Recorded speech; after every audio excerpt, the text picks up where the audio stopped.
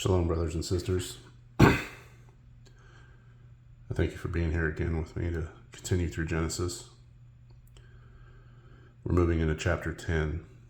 And chapter 10 has a lot of names that I know I'm probably going to mispronounce, so bear with me as I go through this.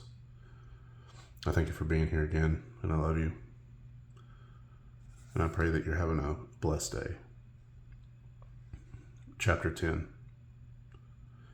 And this is the genealogy of the sons of Noah, Shem, Ham, and Japheth. And the sons were born to them after the flood.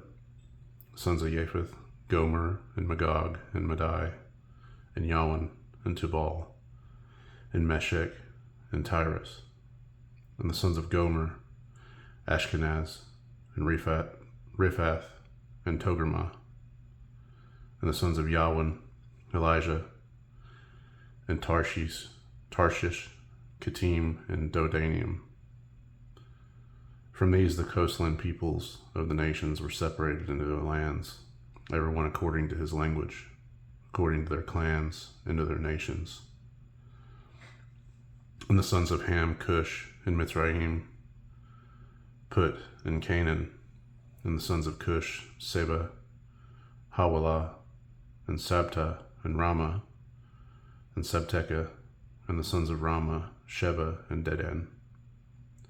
And Cush brought forth Nimrod, who began to be a mighty one on the earth. He was a mighty hunter before Yahuwah, therefore it is said, like Nimrod, the mighty hunter before Yahuwah.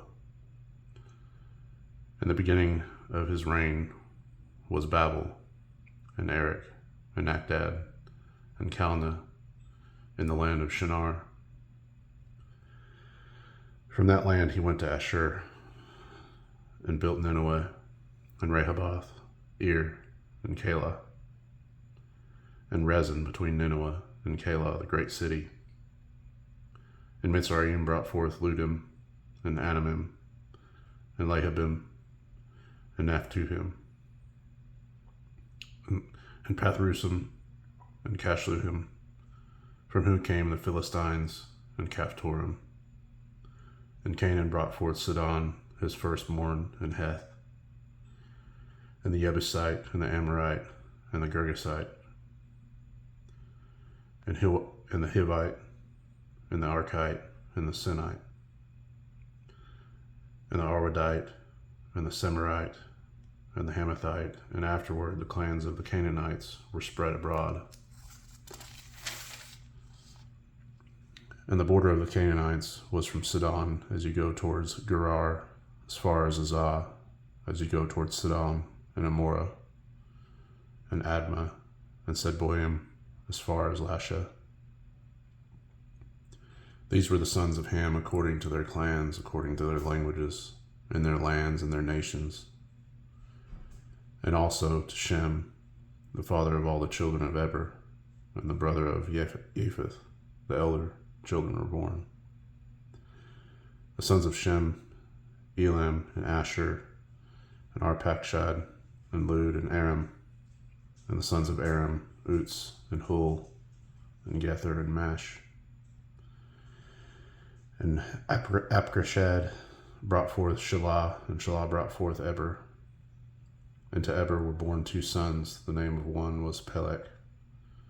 For in the days the earth was divided, and his brother's name was Yoktan. And Yoktan brought forth Almadad, and Shalef, and Hatzormeth, and Yera, and Hadoram, Uzal, and Diklah, and Obal, and Abimel, and Sheba, and Ophir, and Hawilah, and Yobab. All these were the sons of Yoktan. And their dwelling place was from Mesha, as you go towards Sephar, a mountain of the east. These were the sons of Shem, according to their clans, according to their languages, in their lands, according to their nations. These were the clans of the sons of Noah, according to their generations, in their nations. And from these the nations were divided on the earth after the flood. Chapter 11. And all the earth had one language and one speech. And it came to be as they set out from the east, that they found a plain in the land of Shinar, and they dwelt there. And they said to each other, "Come, let us make bricks and bake them thoroughly." And they had brick for stone, and they had asphalt for mortar. And they said, "Come, let us build ourselves a city, and a tower whose top is in the heavens, and make a name for ourselves, lest we be scattered over all the face of the earth." Then Yahuwah came down to see the city and the tower which the sons of men had built. And Yahuwah said, "Look, they are one people, and they all have one language, and this is what they begin to do. And now they are not going to be withheld from doing whatever they plan to do. Come, let us go there and confuse their language, so that they do not understand one another's speech." And Yahuwah scattered them from there over the face of all the earth, and they left off building the city. That is why its name is called Babel, because there Yahuwah confused the language of all the earth, and from there Yahuwah scattered them over the face of all the earth. This is the genealogy of Shem. Shem was 100 years old and brought forth Arpachshad 2 years after the flood. And after he brought forth Arpachshad, Shem lived 500 years and brought forth sons and daughters. And Arpachshad lived 35 years and brought forth Shelah. And after he brought forth Shelah, Arpachshad lived 403 years and brought forth sons and daughters. And Shelah lived 30 years and brought forth Eber. And after he brought forth Eber, Shelah lived 403 years and brought forth sons and daughters. And Eber lived 34 years and brought forth Peleg. And after he brought forth Peleg, Eber lived 430 years and brought forth sons and daughters. And Peleg lived 30 years and brought forth Reu. And after he brought forth Reu, Peleg lived 209 years and brought forth sons and daughters. And Reu lived 32 years and brought forth Serug. And after he brought forth Serug, Reu lived 207 years and brought forth sons and daughters. And Serug lived 30 years and brought forth Nahor. And after he brought forth Nahor, Serug lived 200 years and brought forth sons and daughters. And Nahor lived 29 years and brought forth Terah. After he brought forth Terah, Nahor lived 119 years and brought forth sons and daughters. And Terah lived 70 years and brought forth Abram, Nahor, and Haran. And this is the genealogy of Terah. Terah brought forth Abram, Nahor, and Haran brought forth Lot. And Haran died before his father Terah in the land of his birth, in Ur-Kasdim. And Abram and Nahor took wives. The name of Abram's wife was Sarai, and the name of Nahor's wife was Milcah. And the daughter of Haran, the father of Milcah, and the father of Yishka. And Sarai was barren, she had no child.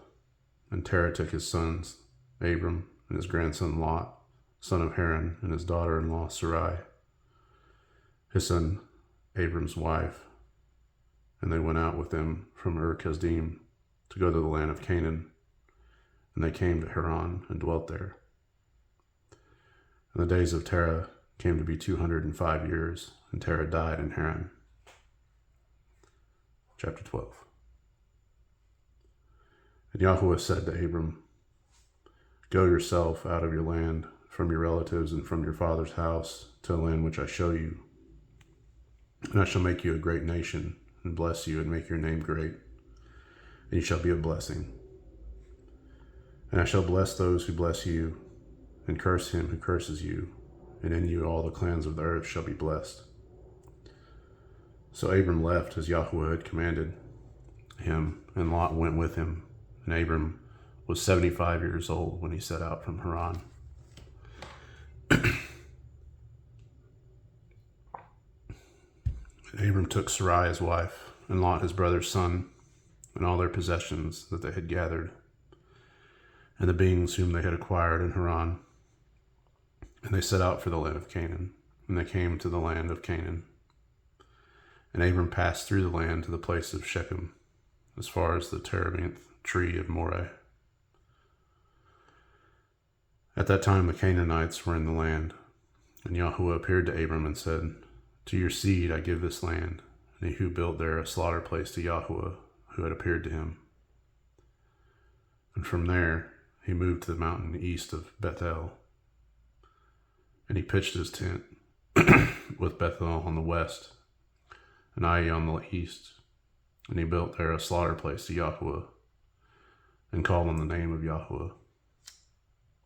And Abram set out continuing toward the south, and a scarcity of food came to be in the land, and Abram went down to Mitzrayim to sojourn there, for the scarcity of food was severe in the land.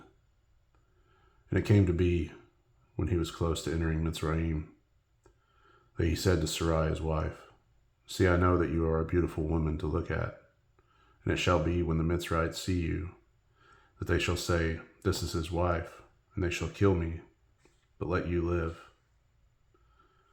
Please say you are my sister, so that it shall be well with me for your sake, and my life be spared because of you." And it came to be, when Abram came into Mitzrayim, that the Mitzrites saw the woman, that she was very beautiful. And the Pharaoh's officials saw her, and praised her before Pharaoh. And the woman was taken to Pharaoh's house. And he treated Abram well for her sake. And he had sheep and cattle and male donkeys, and male and female servants and female donkeys and camels.